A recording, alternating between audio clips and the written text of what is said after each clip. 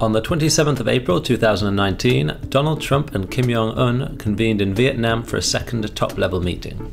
After the groundbreaking first summit in Singapore, which was declared a huge success by many, the second meeting between the two leaders in Hanoi brought with it much expectation. However, talks between US President Trump and Kim Jong-un ended abruptly in Hanoi last month. No agreement, no deal, no lunch even. Sometimes you have to walk. In the aftermath of the summit, it seemed to many as if it had only succeeded in raising more questions than answers.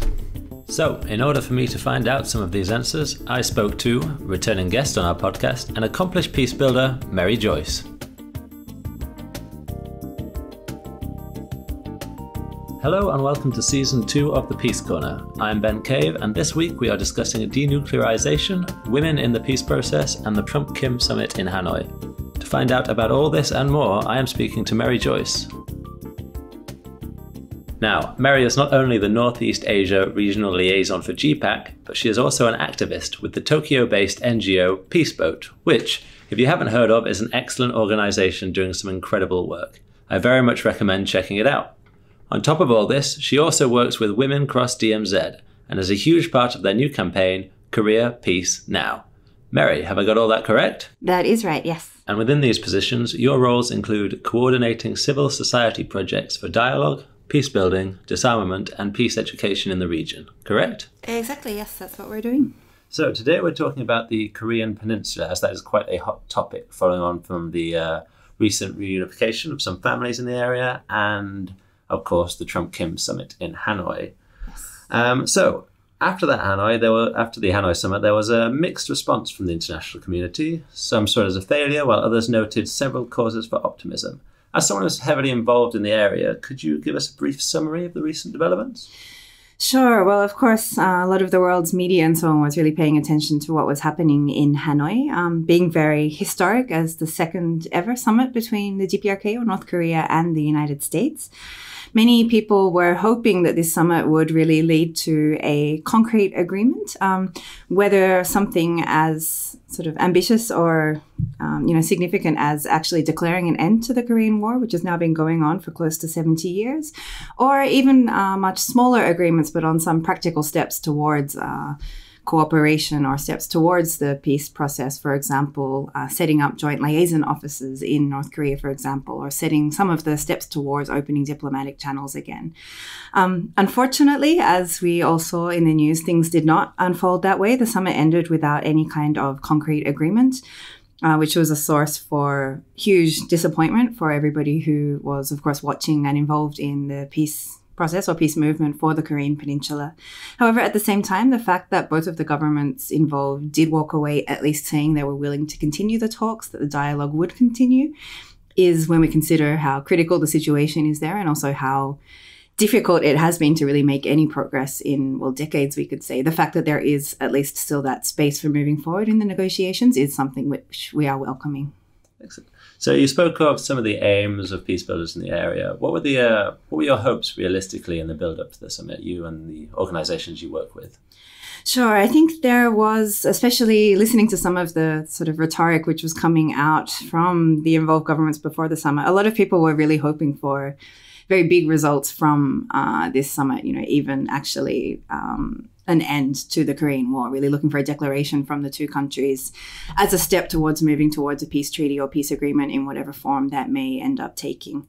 Of course, considering the fact that it has been 70 years since, the Korean War, and that it is still just in an armistice situation. It is still really just in a ceasefire. The war is ongoing, and thinking about the critical situation and also the millions of people on the Korean Peninsula, but also in the Northeast Asia region that's impacting. That was really the high hope. I think a lot of people were even getting ready to celebrate the end of the war after that summit. Unfortunately, we saw that didn't end up being the case. Right. And you said you were hoping, or some people were hoping for a peace treaty. Why exactly is it that a peace treaty is so important to the area and to the Korean people? Sure. I think the fact that we can really see it's all these different steps, going back and forward, and really the critical situation, the threats of even a potential nuclear war breaking out on the Korean Peninsula shows that this as one of the longest running wars in the world. The fact that it has been 70 years, still just in a ceasefire situation, shows that it is really critical. Also, this is affecting, of course, not only the Korean Peninsula, but really overall peace and security in the Northeast Asian region as well. When we're talking about the nuclear issue, it involves, of course, not only North Korea's nuclear program, but also the US presence in Northeast Asia with its significant military bases in South Korea and Japan. Also, the neighbors being, Russia and China. This is a very volatile region. And if any kind of armed conflict were to break out, which the risk is there when it is still just in the armistice situation, it would have huge implications for millions of people in the region. Yes, and with the tensions between US and China, then it's exactly a risky path to be going exactly.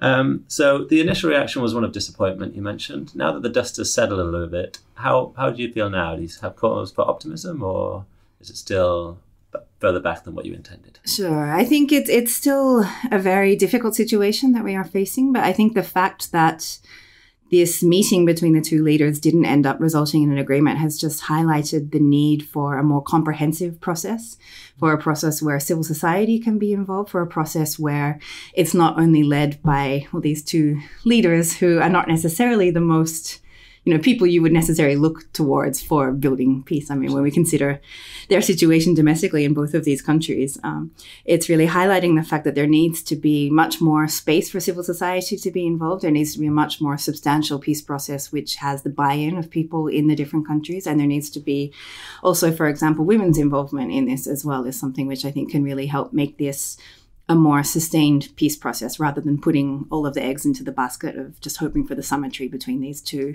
leaders.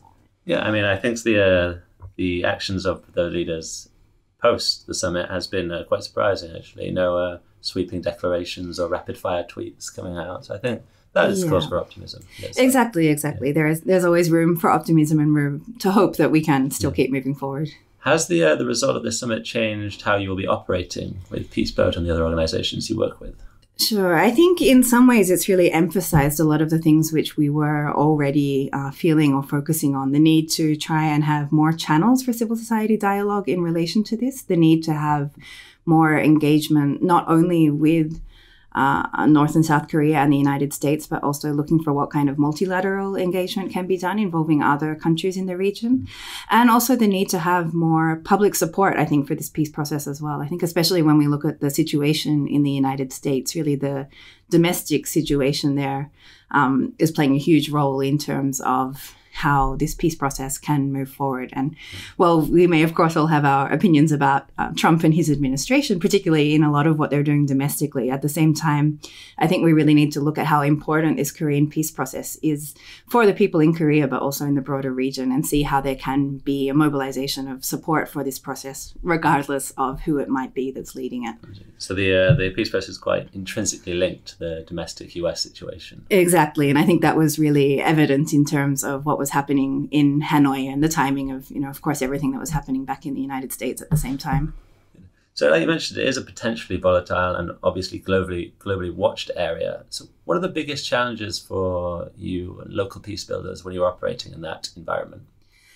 Sure. I mean, I think in terms of the local challenges, many parts of Northeast Asia, there isn't necessarily a tradition of civil society involvement in a lot of these things, especially because it is a situation which involves nuclear weapons and these very heavy state-focused security elements. Being able to ensure that people's voices and civil society voices are reflected in this is, of course, a challenge. And it's something which is reflected internationally. I think there's often a lot of skepticism about whether, dialogue with North Korea is possible, for example. But I think the critical nature of this situation really shows that any kind of channels and space for this sort of thing must be expanded in order to actually have some kind of a sustainable process in place. Yeah. You mentioned denuclearization there. And is that one of the areas that you're involved with the most? That is certainly one of the focus areas for us. Peaceboat as an organization, but also many of our regional members in GPPAC Northeast Asia are very heavily involved in movement for denuclearization. One of the points we're really emphasizing here is that a lot of the attention is, of course, on the denuclearization of North Korea, which is a key part, but we also really need to recognize the other nuclear threats which are present in the region. This, of course, includes also the responsibilities that the United States has for removing the nuclear threat in the region. region, and also for other regional countries, including South Korea and Japan, for somehow trying to build security policies which are not relying on the nuclear deterrent, which is currently provided through the United States nuclear umbrella in the region as well. So looking at how there can be a very comprehensive discussion on denuclearization and demilitarization in the region, rather than focusing on one particular actor or one particular country, but look at what kind of regional mechanisms can be set in place. Okay, interesting. And so obviously denuclearization was one of the sticking points in the summit, the other being the economic sanctions. Do the local peace builders and the organisation you work with look at this as well as an area that needs to be improved? Very much. And that's actually one of the issues which we've really been discussing about how we need to be working towards that issue as well, particularly when we're looking at sanctions which are impacting the humanitarian field in the DPRK. We've had recent reports from the United Nations agencies who are active in North Korea talking about the critical humanitarian situation which is going on there. And at the same time, for example, some of our South Korean members have been involved in humanitarian efforts to bring medicine, for example, to be treated for tuberculosis or influenza and so on in North Korea. However, not actually being able to transport that medicine because the vehicles which are used for the transport are subject to the sanctions which are in place at the moment. There was also the case where a North-South Korean civil society meeting or citizens meeting was held. However, reporters who were due to accompany this process were not allowed to bring their laptops in, for example, because the sort of equipment included in laptops and some of the metal items was subject to these sanctions. So I think the fact that it's impacting the humanitarian field and it's also impacting even the sharing of information or the sort of opening up of the free press in terms of what's actually happening in these inter-Korean discussions and so on is a real source of concern. And it's something which we as GPPAC Northeast Asia, but also many other civil society groups who are focusing on the Korean Peninsula are really looking at what kind of discussions we need to be having to highlight how these sanctions are really impeding the peace process and, of course, impacting the North Korean people on a day-to-day situation as well. Yeah, of course. So it's, like we said, it's a volatile area, but how do you think it differs from other areas when it comes to promoting your ideals and achieving peace? Do you think it's quite a different situation from others across the globe? Sure. I mean, I think the fact that the conflict has been going on now for 70 years, of course, it's not the only sort of long-running conflict in the world, but it is something which really is a particular characteristic. And it's almost like the Cold War structures are still in place in Northeast Asia, of course, on the Korean Peninsula, but also looking at the relations between other countries in the region as well. So this is something which is quite peculiar, shall we say, to the region. Also, at the same time, I think there has been for a long time a perception that there's not really much that can be done there. There's just sort of the emphasis on keeping the status quo. But now that there are finally these different moves towards dialogue, and particularly after the so-called candlelight revolution in South Korea and the new government under President Moon coming in, it's really showing that there is finally a sort of diplomatic opening to take place and civil society can play a role there. Of course, yes, the South Korean summits as well have been advancing progress recently. Very much. Would you say the last few years have been some of the most productive in the area? Hugely, I would say, especially after close to 10 years where there was a real stalemate in a lot of ways, where even civilian exchange was prohibited, particularly under the previous conservative governments in South Korea. It was a very difficult climate to be able to have any kind of civil society input into the peace process, or even any peace process actually existing, to be honest. And so the change, I would say, in the past 2 years has been hugely dramatic, thanks largely to the civil society-led or citizen-led movement in South Korea, which led to this new government, but also the various other openings up for channels of dialogue and so on, which has finally started. Of course. One of the organisations you work with that looks into this kind of dialogue is the Women Cross DMZ. Could you elaborate a little bit more about their aims, their goals, and your work with them? Of course, yes. So Women Cross DMZ is a movement which began in 2015. At the time, a group of 30 women peacemakers from around the world, led by an activist called Christine Ahn, but also featuring participation of Nobel Peace Laureates and also the sort of groundbreaking feminist Gloria Steinem, were involved in actually organizing a women's peace walk in both North and South Korea and crossing the DMZ, hence the name of the movement. So this took place in May in 2015. I was one of the 30 women who was able to join this peace walk. And since then, we have built this into a larger campaign. Most recently, actually just 2 weeks ago, as Women Cross DMZ, launching a new global campaign together with several other coalition members, including the Nobel Women's Initiative, WILP, which is the world's oldest feminist peace organization, and also the South Korean Women's Movement for Peace, which is a South Korean coalition, which actually includes many GPPAC members.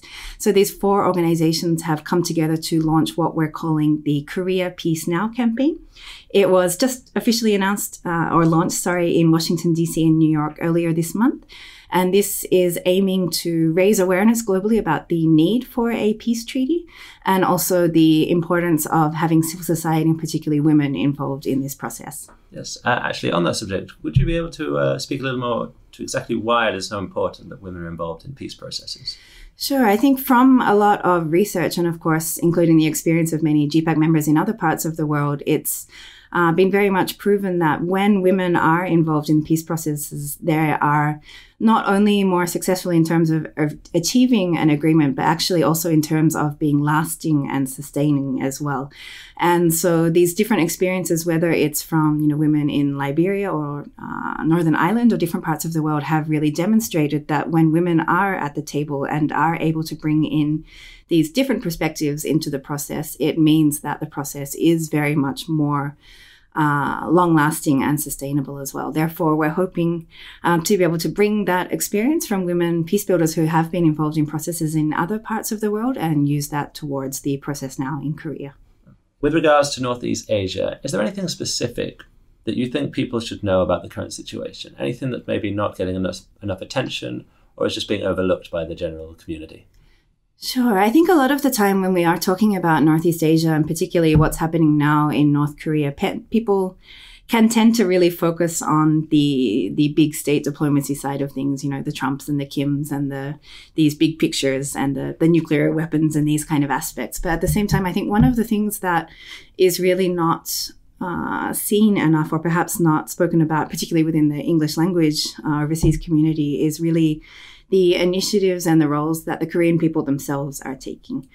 We mentioned briefly before about the inter-Korean initiatives which are happening at the moment, but there has been so much going on in this past year or two in terms of dialogue between the two Koreas, cooperation on very specific projects, also really moving towards a very concrete peace process in a really long-term kind of way. And I think a lot of this is really not reflected within the international discourse about what's happening there. Not only this, but also really the importance or the real strong desire of the Korean people to actually have peace there as well, considering that they have been living in this state of war for 70 years, is something which hopefully we can really amplify their voices about a lot more through this new campaign. Absolutely. I would say the Trump-Cum summits received maybe disproportionate more coverage than the South Korea and North Korea summits. Exactly. There's been 3 of them to this point. Yeah, on the top level, 3 more. But in terms of working level or official level meetings, there's been hundreds of meetings actually over the past year, which is something I think is really neglected a lot. Great, thank you. So for this series, we've added a section at the end where we're going to ask 2 fixed questions to all of our peace builders with the hope of comparing their answers and finding out a little bit about what peace building means in different areas of the world, the similarities and the differences. So first, what is something you hope to see achieved in the world of peace building, globally or locally, within the next year? Ooh, that's a big question. I think if we are to continue on the sort of issue of the Korean Peninsula, I think I really hope there can be an intensified attention from the international community on the need for the peace process, recognizing that it isn't just something which is being led by Trump and Kim, but this is really something that the Korean people themselves are leading and is really needed, not only for the Korean Peninsula, but really for peace in the broader Northeast Asian region as well. So I hope there can be more attention on some of the more nuanced parts of what's happening in Korea, and at the same time, more support for what a lot of the people there are really trying to do. Thank you. And finally, if you could debunk one myth or common misconception about the peace building process, what would that be? What would you like to tell people? Sure. I guess, again, to take the Korea example, there is often a lot of skepticism about whether anything can really be done with North Korea. Of course, there's a lot of people, particularly within the more mainstream media, about whether they can be trusted, if there is even any will for denuclearization and so on. But I think if you're going into a process or going into negotiations with that kind of starting point, of course, it will be impossible to build the kind of trust to actually make a long-lasting impact and to make change in the situation as well. So I think rather than treating North Korea as this very strange, peculiar country that doesn't act like anyone else, I think we really need to look at how they can also be, well, recognized as a country which may not fit the ideology of many other people, but which can actually be a partner in negotiations. And that's the only way we're ever actually going to bring about any change in the region as well, is by actually not looking at it as a very peculiar, ridiculous situation, but really as somewhere where concrete progress needs to happen. And lifting the economic sanctions, bringing them international trade would be a vital step in that process. Exactly. I think when we're also considering, related issues such as, human rights is, of course, one issue which is always high on the agenda for North Korea, but without actually opening up a discussion towards peace, towards looking at how to bring them as part of the international community, it's very difficult to address any of the human rights concerns which may be in place. On the topic of human rights, what would you say to those who have issues raising economic sanctions on a country that has reported human rights issues, or that lifting the economic sanctions would cause us to lose leverage in the denuclearization discussion? What would you say to people who have that argument? Sure. I mean, I think there is often the argument that, it's because of the sanctions that North Korea is now coming to the negotiations table, but I really would disagree with that. I would say that looking at the history of sanctions and the history of North Korea's actions, that is certainly not the case. And it's rather looking at diplomacy and how this can be used as well. I think sanctions have not had the effect that many people say they have. Of course, there are various different opinions in terms of how the sanctions should be lifted or to what stage, what kind of sanctions. But I think the first step to really look at is the humanitarian related sanctions as well, and to see how that is affecting really on the day-to-day basis. This is affecting not the regime, not the government, but this is really affecting the North Korean people, who should not be, held hostage as a result of these political situations. It could be argued that the sanctions themselves are contributing massively to the humanitarian crisis. Exactly. I would very much say so. Great. Well, thank you very much for talking to us today, Mary. It's been a pleasure. Thanks very much. Well, that's it for today's episode of the Peace Corner. Thank you for listening to the voices making peace possible. Tune in next time when our knowledge, policy, advocacy and gender intern, Amanda, talks to Miguel Alvarez Gandara about peace and conflict in Latin America.